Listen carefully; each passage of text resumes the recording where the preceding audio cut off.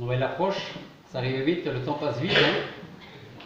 Le temps passe vite et j'ai envie de dire presque que on a l'impression que le temps passe vite. Alors ça c'est peut-être pas qu'une impression, hein. Le temps passe vite.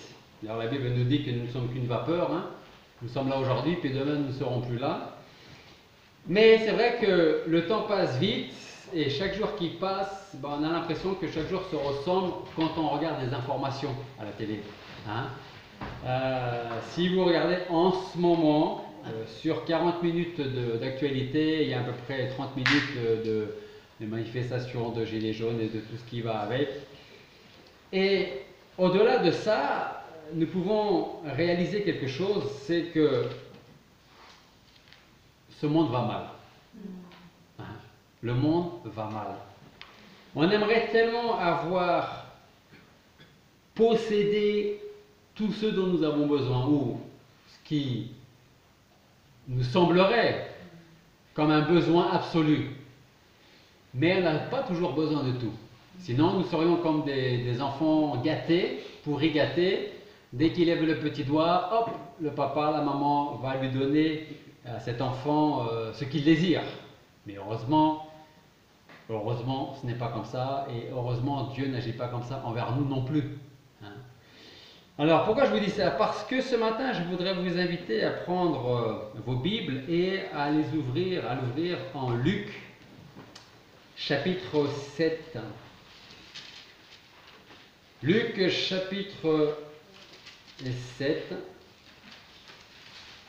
à partir du verset 11 jusqu'au verset 17. Luc, chapitre 7, verset 11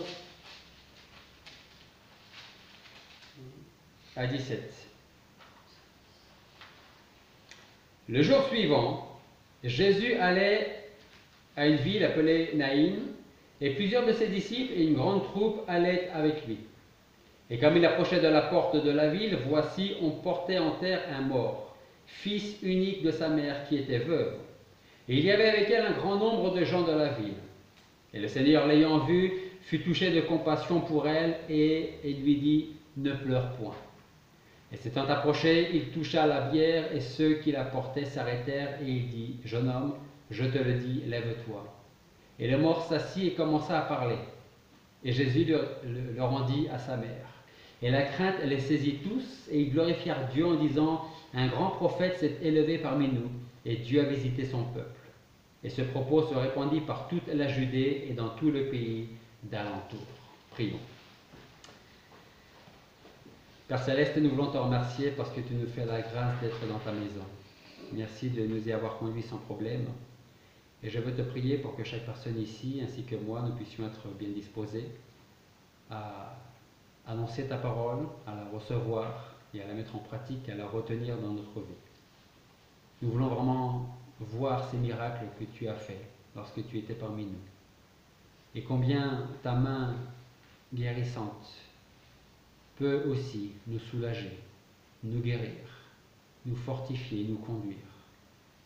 Alors Seigneur, je te demande ce matin de préparer nos cœurs, préparer nos pensées, notre âme, pour que tout cela, tout notre corps puisse être tourné vers toi, pour être attentif à ton enseignement et à ce que tu veux nous enseigner, et que nous puissions repartir encouragés, fortifiés, et dire à tous ceux qui nous entourent combien tu es grand, et ce que tu peux faire pour chacun d'entre nous. Et c'est en ton nom que nous te prions. Amen. Je pense que, sauf les tout petits, nous avons tous croisé la route de quelqu'un qui venait de perdre un être cher, un conjoint, un parent, un enfant, ça peut être un ami proche.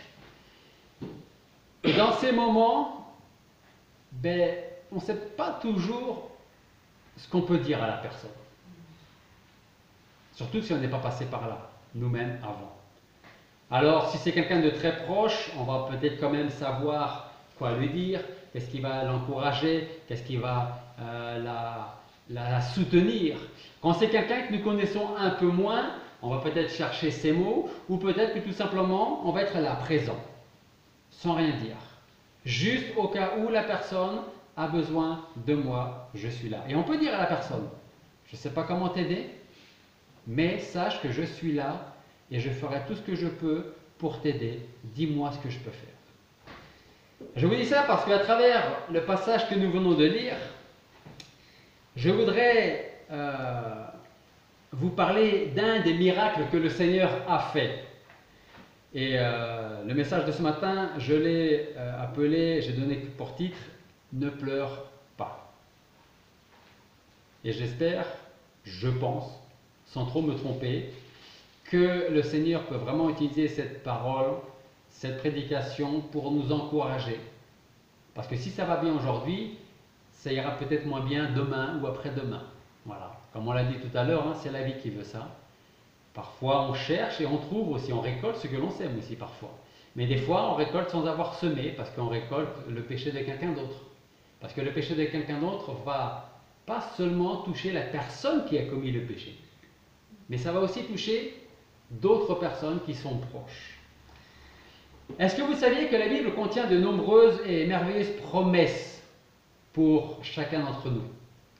La Bible nous dit par exemple en Jean, chapitre 6, Jésus dit « Je suis le pain de vie.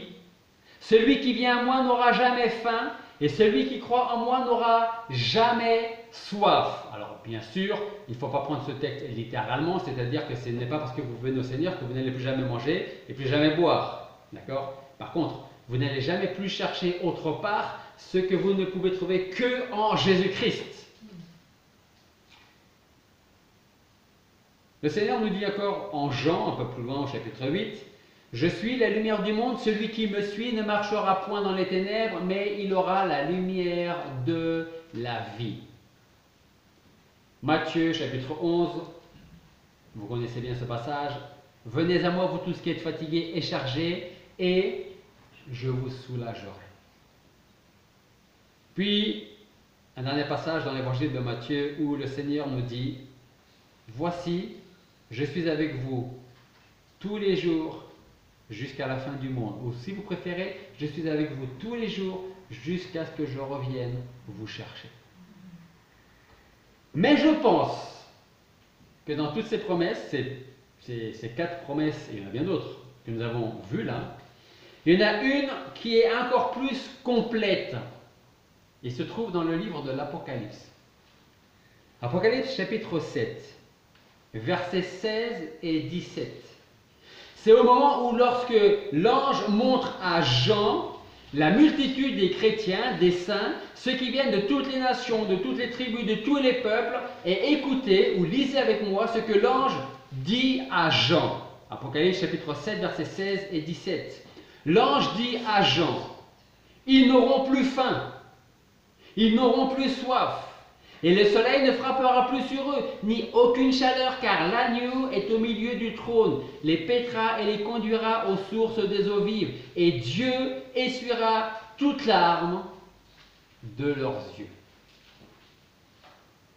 Je ne sais pas si vous avez déjà vécu cet instant dans votre vie, selon l'âge que vous avez, où vous vous êtes dit, mais quand est-ce que cette promesse va s'accomplir, parce que c'est vraiment ce que j'ai besoin. Il essuiera toute larme de leurs yeux. Le passage que nous avons lu en Luc, le premier passage, est en fait un bref compte-rendu, juste quelques mots, quelques gestes de ce que sera la délivrance des chrétiens dans le ciel. Lorsque Christ voit la veuve, il a pitié d'elle, il a compassion de cette femme, et il lui dit, ne pleure pas, ou ne pleure plus. Jésus n'est pas en train de lui dire, tu n'as aucune raison de pleurer. Il dit, ne pleure plus. Alors si simplement Christ avait dit, juste, ne pleure plus, et puis qu'il ait continué sa route, on peut comprendre, on aurait pu imaginer l'interrogation de la veuve ou des gens qui portaient le corps. Dire, mais pourquoi est-ce qu'il dit ça, et puis il continue sa route. Il ne vit pas ce que je suis en train de vivre.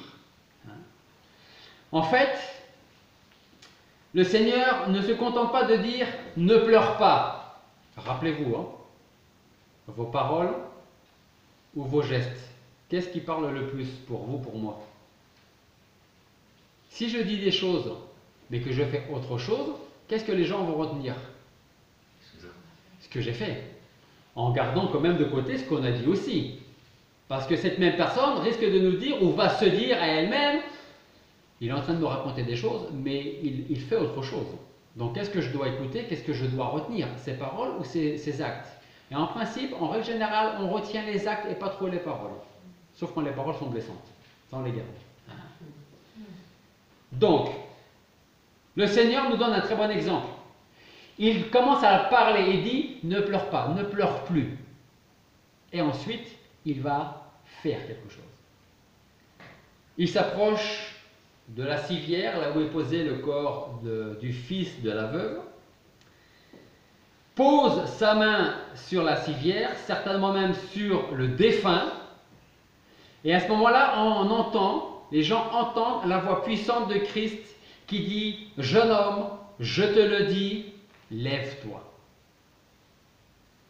Vous n'auriez pas aimé être là, à cet instant-là? Quand le Seigneur prononce « Jeune homme, je te le dis, lève-toi » et de voir de vos yeux le jeune homme se lever, qui n'aurait pas aimé être là présent? Moi, j'aurais bien voulu être là. Il y a tous les miracles d'ailleurs, j'aurais bien voulu être là. Hein? Au verset 15 de notre passage, le fils qui était mort revient à la vie et Jésus le rend à sa mère. On pourrait s'arrêter là. Je pourrais vous souhaiter une bonne semaine et vous dire le Seigneur est le Seigneur puissant qui est capable de ressusciter les morts. Mais on va aller un peu plus loin que ça. Parce que ici, on a commencé par la tristesse qui fait place à la joie, à l'étonnement, à la crainte, puis à la louange. C'est ça l'ordre. On pleure.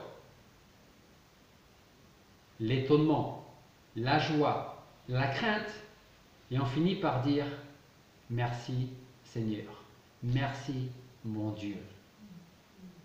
Cette scène est composée de 3 points importants. Premièrement, la compassion de Christ devant la tristesse de la pauvre mère. Je ne sais pas si vous pouvez imaginer cette compassion, mais essayez. Deuxièmement, la puissance de vie qui triomphe de la mort. Troisièmement, la crainte et l'étonnement de tous ceux qui assistent à la scène, ceux qui portent le corps à la mère, ceux qui étaient peut-être autour, qui ensuite glorifient Dieu. Donc, la crainte, l'étonnement et il glorifie Dieu. Et quand on étudie la Bible, alors vous savez, j'ai envie de vous poser une question, mais je ne vois pas de réponse. Ma question c'est qui n'a jamais pleuré? Alors peut-être que s'il fallait répondre, peut-être que certains hommes, peut-être, plus que les femmes, diraient moi j'ai jamais pleuré. C'est pas vrai, mais j'ai jamais pleuré. Parce qu'on pense peut-être que les hommes qui pleurent ne sont pas des hommes virils, ne sont pas des hommes importants, ne sont pas... Mesdames, quand un homme vous dit j'ai jamais pleuré, qu'est-ce qui va vous venir à l'esprit tout de suite, même si vous ne le dites pas, hein? Ah, j'arrive à lire sur les lèvres, un menteur. Hein? Il ne faut pas parler fort, j'arrive à lire sur les lèvres. Hein? Un menteur ou un orgueilleux. Ça peut être quoi d'autre selon vous, mesdames? Je demande pas aux hommes. Nous, on ne pleure jamais, mesdames. L'orgueil. Est-ce que vous pensez que Abraham était orgueilleux? Non. Pourtant, il a pleuré la mort de sa femme Sarah.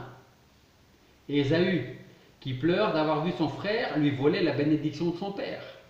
Joseph, qui voit arriver ses frères en Égypte en quête de nourriture. Alors qu'il aurait pu dire, le petit, hein, vu ce que vous m'avez fait, vous pouvez repartir. Hein. La fille de Jephthé, condamnée à mort à la suite d'un vœu insensé de son père. Naomi, Anne, le roi David, Pierre, Jésus lui-même a pleuré. C'était le verset que j'aimais apprendre quand j'étais au club des enfants, Jean 11, 35, Jésus pleura. C'était tellement simple à apprendre ce verset, j'avais une très mauvaise mémoire, mais ce verset, il y a 2 mots, je le retiens tout le temps, après je le retiens encore aujourd'hui. Jésus pleura. Est-ce que Jésus était orgueilleux? Hein? Est-ce qu'il était fier? Très certainement, les hommes et les femmes, même si on ne le dit pas, nous avons déjà versé des larmes de déception ou des larmes de découragement. Et je ne veux pas parler des larmes de joie. Ça, c'est encore autre chose. De bon, de bien. Mais de tous les personnages que j'ai cités, sans parler de tous les autres que l'on peut encore trouver à travers la parole de Dieu, le cas de la femme de notre passage, de notre récit, est important, même si nous n'avons que quelques versets qui nous racontent son histoire. Elle est veuve, on ne sait pas depuis combien de temps son mari est mort. Mais on sait qu'elle était donc mariée et qu'elle avait un enfant, un seul, un unique. On ne sait pas grand-chose. La Bible, là, Luc, ne s'étale pas sur son histoire. Elle était mariée, elle est devenue veuve. Donc elle avait encore, et vous allez comprendre pourquoi je vous dis ça comme ça, la chance d'avoir un fils qui pourrait s'occuper d'elle. Sauf que son fils meurt. On ne sait pas de quoi, on ne sait pas quel âge il avait, on sait juste qu'elle a perdu son mari et maintenant elle perd son fils. Ce qu'il nous faut savoir, c'est pour ça que j'ai mis quelques guillemets tout à l'heure, c'est qu'à cette époque de notre histoire, à moins d'être riche, une veuve se retrouvait absolument toute seule, et si elle avait plus d'enfants, alors là c'était le pire. Au verset 16, nous pouvons lire qu'il y avait beaucoup de personnes lors des obsèques. Une chose est sûre, leur pitié, à un moment ou à un autre, allait se changer en mépris ou en arrogance. Pourquoi? Parce qu'il y avait trois sortes de personnes que les Juifs méprisaient. Ils pensaient que ces gens, ces trois sortes de personnes, étaient les plus démunis, les plus abandonnés de Dieu, les plus éloignés de la grâce de Dieu. Ces gens étaient, premièrement, les Romains, on va dire, ça peut se comprendre, d'accord, qui représentaient pour les Juifs l'horreur de la domination païenne. Deuxièmement, il y avait les prostituées, à cause de leur vie, de leur métier. Et troisièmement, c'était les veuves. Parce que pour les Juifs, c'était le symbole de la solitude et de l'abandon de Dieu. Elle a perdu son mari, elle a perdu son ou ses enfants, elle a dû bien faire des choses pour que Dieu agisse de cette manière. Donc ça veut dire que dans leur esprit, elle est abandonnée de Dieu. Et si elle est abandonnée de Dieu, nous qui sommes, pas chrétiens, mais nous qui sommes croyants, ils ne se disaient pas encore chrétiens à l'époque, nous qui sommes croyants, puisque Dieu l'a abandonnée, et bien on va faire la même chose. Dans tous les cas, ce que nous pouvons dire concernant ces Juifs, c'est qu'ils ne prenaient pas pour eux-mêmes les paroles de Jésus qui nous dit en Matthieu chapitre 5, verset 4, ce ne sont pas ceux qui sont en bonne santé qui ont besoin de médecins. Ce sont ceux qui se portent mal. Jésus dit, je ne suis pas venu appeler à la repentance les justes, mais les pécheurs. Heureux ceux qui sont dans l'affliction, car ils seront consolés. La veuve pleure. Et Jésus lui dit, ne pleure plus. Et là en Matthieu, il dit, heureux ceux qui sont dans l'affliction, car ils seront consolés. Alors peut-être que dans votre esprit, vous êtes en train de vous dire, mais moi, je pleure physiquement, intérieurement, et pour l'instant, je ne suis toujours pas consolé. Mais vous savez, chaque chose arrive au moment fixé par Dieu dans la vie de chacun d'entre nous. Je ne vous dirai pas pourquoi vous n'êtes pas consolé maintenant, parce que ça c'est votre affaire entre Dieu et vous. Moi je ne peux pas vous dire pourquoi. Peut-être que Dieu veut nous apprendre, veut m'apprendre des choses du fait que je ne sois pas consolé tout de suite, pas maintenant. Il dit encore en Matthieu 5, 6, heureux ceux qui ont faim et soif de justice, car ils seront rassasiés. Heureux vous qui avez faim maintenant, parce que vous serez rassasiés. Luc 6, 21. Heureux vous qui pleurez maintenant, parce que vous serez dans la joie. Si un jour on vous a dit, la vie de chrétien, tu verras, c'est extraordinaire parce que tu n'as plus jamais aucun souci, on vous a menti. Hein. Parce que la vie chrétienne n'est pas facile. Mais elle n'est pas impossible. Si on tient la main du Seigneur, elle n'est pas impossible. Ce qui veut dire que la majorité des Juifs se croyaient justes devant Dieu. Ce qui est le cas d'ailleurs de beaucoup de personnes, encore à notre époque aujourd'hui. Mais tous les hommes ont besoin de Jésus-Christ, tout comme cette veuve qui marche petit à petit, à pas pesant, parce que tout ce qui lui est resté, elle vient de le perdre. Tout son avenir est en train de s'évanouir, en train de disparaître. Et vous savez, aujourd'hui, quand on perd son travail, quand on perd la santé, on peut perdre le goût de la vie et on peut se dire, j'ai plus rien maintenant. Qu'est-ce qui me reste? Et vous savez, je ne suis pas étonné, malheureusement, que certains pensent à quitter cette vie parce qu'ils considèrent qu'ils n'ont plus rien. D'où l'importance des paroles du Seigneur à la veuve. Ne pleure plus, je vais m'occuper de toi. Plus encore, je vais m'occuper de ton fils. Christ s'approche de la veuve envers laquelle il a eu la compassion et il va montrer le style qui est le sien. Celui de Seigneur et Sauveur. Et il dit aux morts, jeune homme, je te le dis, lève-toi. Jésus s'approche et touche ce qui sert de corbillard.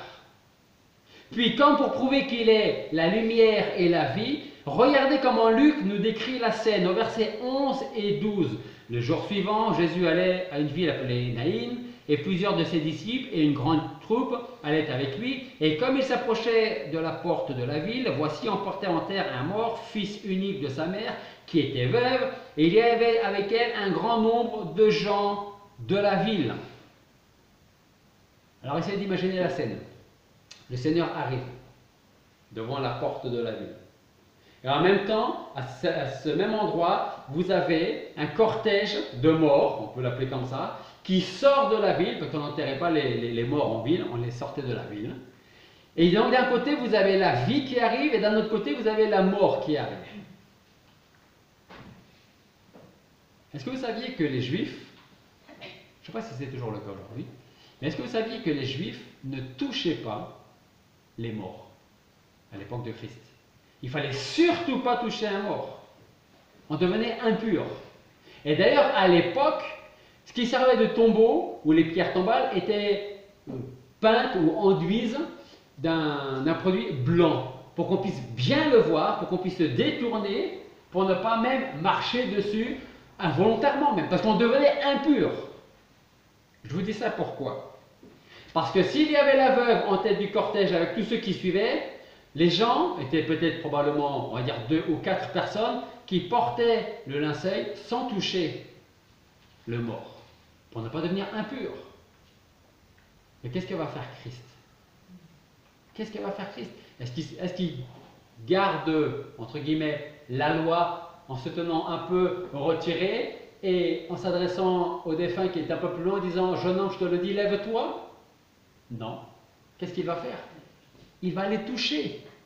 Chose qu'aucune personne n'aurait jamais faite à ce moment-là. Il va aller toucher le défunt. Ça montre quoi? Ça montre que pour le Seigneur, rien n'est impossible. Le Seigneur est la vie, il est la sainteté. Il n'y a aucun cas désespéré pour Christ. Que ce soit le vôtre, vos parents, vos amis, vos conjoints, vos enfants. Il n'y a aucun cas désespéré pour Christ.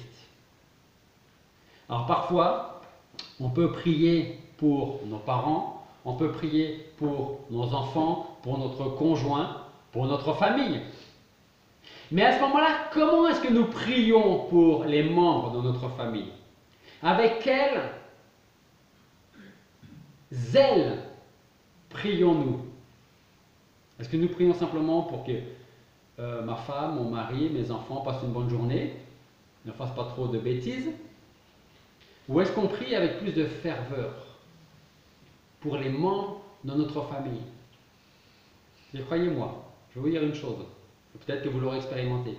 Si nous prions avec légèreté pour les membres de notre famille, le jour où ça ne va pas aller, vous allez prier avec un peu plus de ferveur.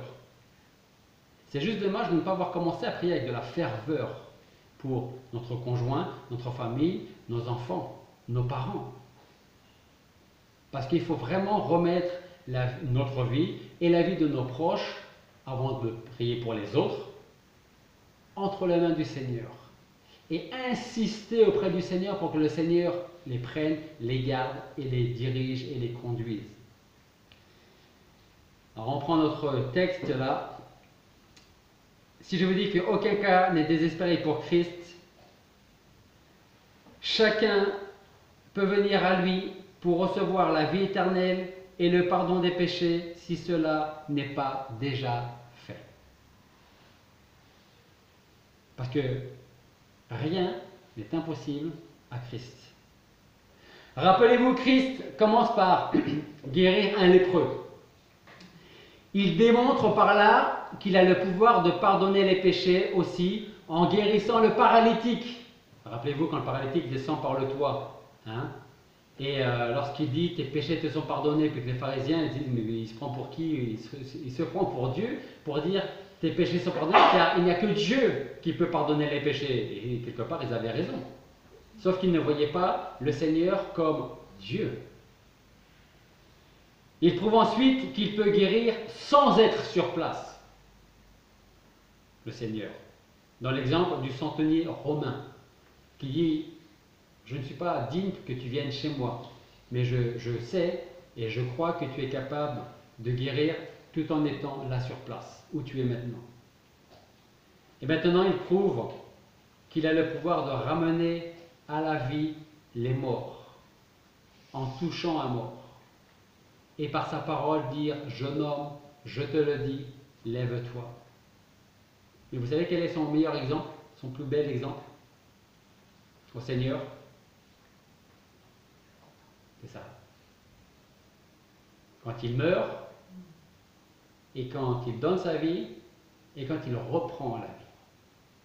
C'est son plus bel exemple. Sa propre résurrection. Alors qu'il est cloué sur la croix, il prend sur lui mes fautes, les vôtres, mes péchés, vos péchés. Et c'est encore sur la croix qu'il prend sur lui mes maladies, les vôtres, notre mort. Mais cette dernière, la mort, ne va pas triompher du Seigneur. Il va mourir.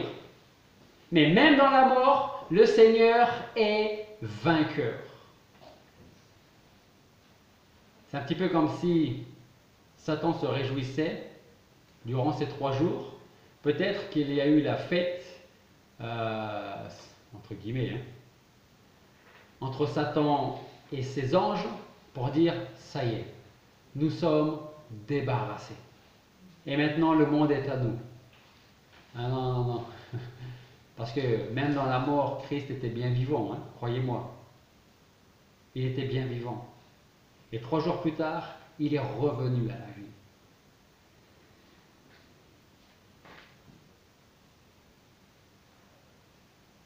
Parce que Jésus touche de sa main le cercueil, qui touche la mort, que le mort ressuscite, à travers ça, nous voyons qui est le Seigneur, ce qu'il est capable de faire. Et nous pouvons prendre conscience qu'il est capable d'apporter une vraie consolation à ceux qui pleurent. Il est capable d'apporter une vraie consolation, une vraie aide à celui qui cherche et qui ne trouve pas. Mais il faut que celui qui cherche sans trouver commence d'abord par chercher le Seigneur pour pouvoir ensuite trouver le reste de sa vie. Quand le Seigneur dit « Venez à moi et vous n'aurez plus jamais faim, vous n'aurez plus jamais soif », comme je l'ai expliqué, ce n'est pas physiquement. Il faudra continuer à manger, il faudra continuer à boire. Mais spirituellement, on aura trouvé ce qu'on cherchait autre part, dans le monde, dans nos loisirs, dans nos activités, sans jamais le trouver. Seul le Seigneur est capable de nous fournir ce qui nous manque. Une chose encore importante, j'ai bientôt fini. Lorsque Jésus prononce les paroles qui vont ressusciter le mort, à qui s'adresse-t-il? Est-ce qu'il s'adresse à la mer? Je parle pour la résurrection, hein, parce qu'effectivement, d'abord, il commence à s'adresser à la mère. Ne pleure plus. Mais quand il s'agit de la résurrection, à qui Christ s'adresse-t-il? À la mère? À ceux qui portent le corps? À ceux qui sont autour du corps? Il s'adresse aux morts lui-même. Et je n'ai pas besoin de vous dire que quand vous êtes mort, vous êtes mort. Quand vous êtes mort, on a beau vous parler, vous n'entendrez rien. Et non seulement vous n'entendrez rien, mais en plus vous ne pourrez rien répondre. Vous ne pourrez rien faire. Mais c'est là qu'on voit la puissance de la parole et de la promesse du Seigneur. Jeune homme, je te le dis, lève-toi. On peut essayer d'imaginer la scène où le Seigneur va peut-être jusque dans le séjour des morts, s'adresser au jeune homme, dire maintenant tu viens et je te ramène à la vie. Et qu'est-ce qui se passe? Le jeune homme revient à la vie. Ça veut dire quoi? Ça veut dire que le Seigneur peut ramener à la vie spirituelle tous ceux qui sont morts ou qui sont encore morts dans leur péché.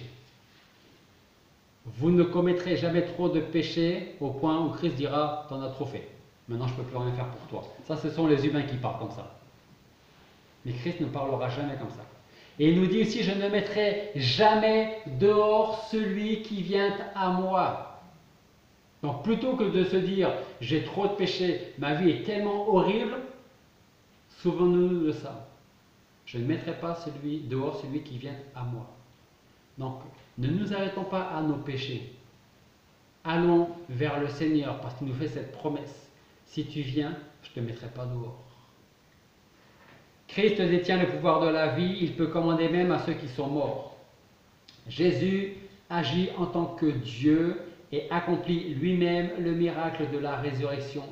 Ça, c'est notre Dieu et notre Seigneur Jésus-Christ. Jésus est venu de loin en quittant tout ce qu'il avait dans le ciel pour venir dire à la veuve, ne pleure plus. Je vais m'occuper de toi et de ton fils. Ça veut dire que le Seigneur a aussi quitté tout ce qu'il avait dans les cieux pour venir me dire et vous dire, ne pleure plus, je vais m'occuper de toi. Après, il faut qu'on ait le désir que Dieu s'occupe de nous. Que le Seigneur prenne notre vie entre ses mains pour le laisser faire. Et s'il y a bien une chose que l'homme, avec un grand H parce que c'est les dames aussi, n'aime pas, c'est de ne pas pouvoir choisir. L'homme n'aime pas avancer sans savoir où il va. Mais c'est ce qu'on appelle la foi. La foi, c'est marcher sans savoir où nous allons, mais nous savons qui nous conduit. Et ça, c'est important. Vous préférez savoir ou connaître le chemin ou connaître celui qui connaît le chemin? Moi, je préfère connaître celui qui connaît le chemin. Parce que si je ne connais que le chemin, je ne vais peut-être pas forcément voir les trous dans lesquels je risque de tomber. Mais le Seigneur, lui, est devant. Et à un moment donné, il va pouvoir peut-être me dire, fais attention là, parce que tu risques de tomber. Donc je me détourne et je continue le chemin avec lui. À sa voix, des hommes et des femmes viennent à lui. Il dit, je suis le bon berger et je connais mes brebis et je suis connu d'elles. J'ai d'autres brebis qui ne sont pas dans cette bergerie. Il faut aussi que je les amène et elles entendront ma voix. Il y aura un seul troupeau et un seul berger. Et rien que sur ce passage encore, on pourrait avoir une prédication. Il dit, je suis le bon berger. Il dit, je connais mes brebis et je suis connu d'elles. J'ai d'autres brebis qui ne sont pas de cette bergerie. Il faut que j'aille les chercher. Ça montre bien une chose, quoi? Que le salut dépend entièrement de lui. Parce que le bon berger n'attend pas que ses brebis viennent. Il va les chercher. Parce que s'il ne vient pas nous chercher, on ne va pas aller vers lui. Ça, vous pouvez être certain. Ceux qui n'avaient pas la joie, vous pouvez les entendre rire. Ceux qui n'avaient pas confiance commencent à mettre leur confiance en celui qui tient toujours ses promesses. Ceux qui pleuraient sont aujourd'hui réconfortés et dans la joie de savoir qu'un jour toutes leurs larmes seront essuyées de leurs yeux. Apocalypse chapitre 21, versets 3 et 4 nous dit: J'entendis une grande voix du ciel qui disait: Voici le tabernacle de Dieu avec les hommes. Il habitera avec eux, ils seront son peuple, et Dieu sera lui-même avec eux. Il sera leur Dieu. Et Dieu essuiera toute larme de leurs yeux, et la mort ne sera plus. Il n'y aura plus ni deuil, ni travail, car les premières choses sont passées. C'est fini. Et le Seigneur ajoute: Je fais toutes choses nouvelles maintenant. On pleure aujourd'hui. Et j'ai presque envie de vous dire, si vous pleurez, c'est bien. Parce que si vous ne pleurez pas sur vous-même, sur vos péchés, sur la vie des autres qui vous touchent, c'est que peut-être nous manquons de compassion. Et quand on n'a pas de compassion, on ne peut pas pleurer pour les autres. Quand on n'a pas de compassion, on ne peut pas s'inquiéter pour les autres. Quand on n'a pas de compassion, on ne s'intéresse pas aux autres. Ou alors, ça s'appelle, vous savez comment? Ça ne s'appelle pas de la compassion, ça s'appelle de la curiosité. Et ça, c'est peut-être pire encore.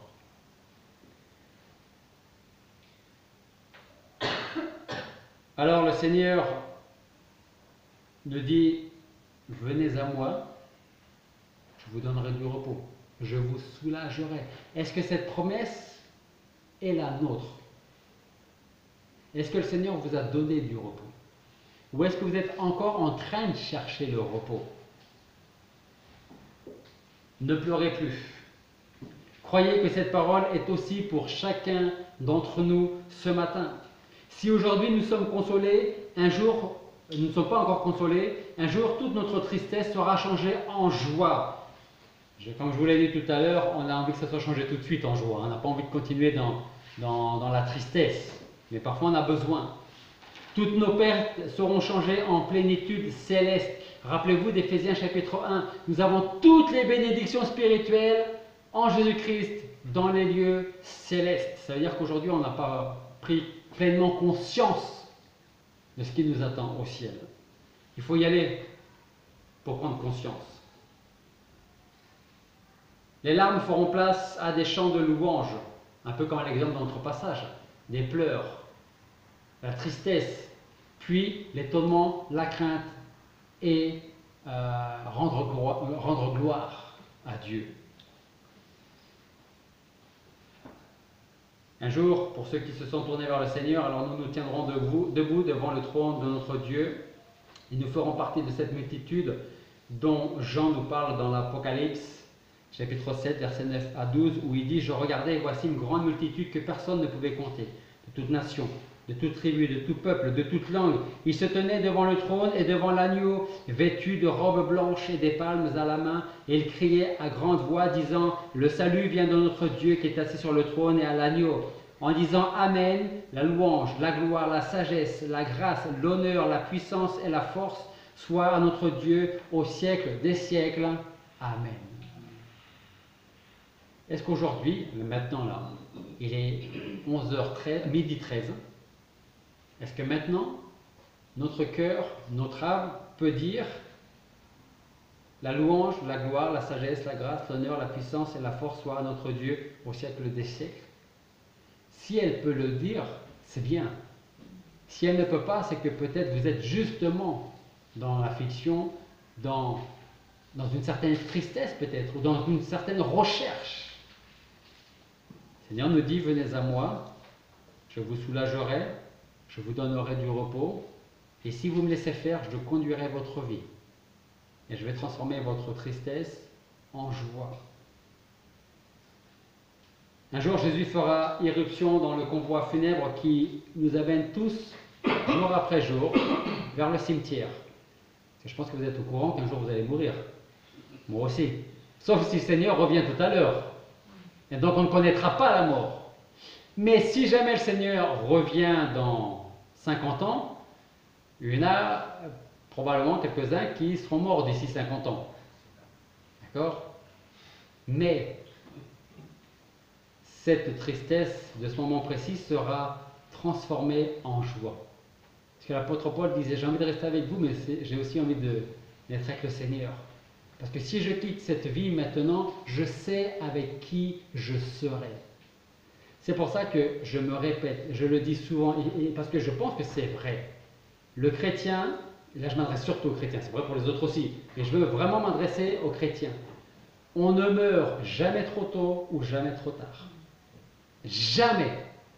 Le Seigneur dit, je vous prépare une place à la maison, et quand votre place sera prête, je viendrai te chercher.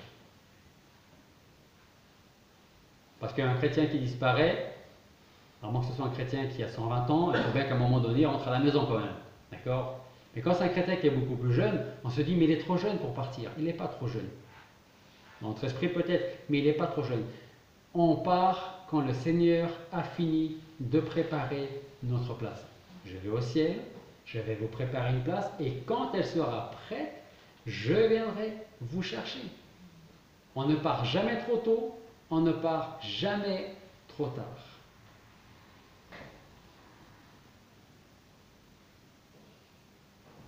Pour conclure, et je termine avec ça,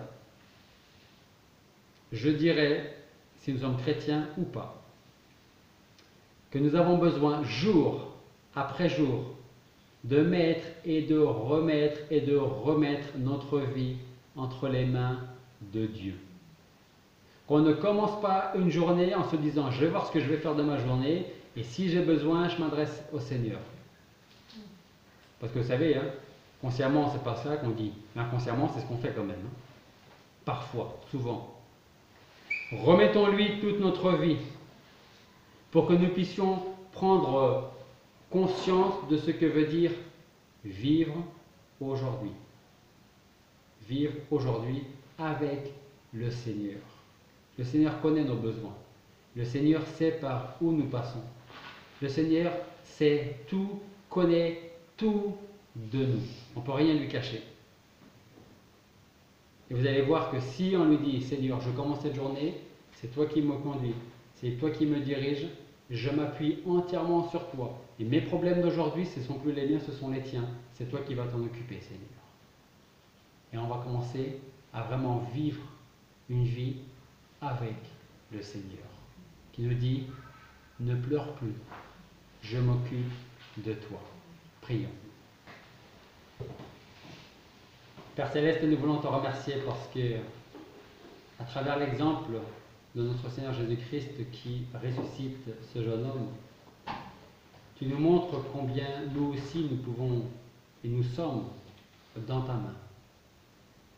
Comment tu t'occupes de nous jour après jour. Et nous voulons te demander pardon pour toutes les fois où nous avons cherché à nous en sortir par nous-mêmes, où nous cherchons les moyens de subvenir à nos besoins par nous-mêmes. Seigneur, aide-nous à réaliser que c'est toi qui as quitté ton trône, ton royaume, pour venir naître ici-bas, pour vivre une vie parmi nous, pour guérir les lépreux, les paralytiques, rendre la vie à des morts, mais surtout pour donner ta propre vie sur la croix. Et nous voulons nous réjouir de ces paroles que tu as prononcées en disant « Tout est accompli ». Merci pour ta grâce. Merci pour ton salut. Merci pour ton pardon. Et Seigneur, aide-nous à vivre notre vie pour toi, jour après jour. Et c'est en ton nom que nous te prions. Amen.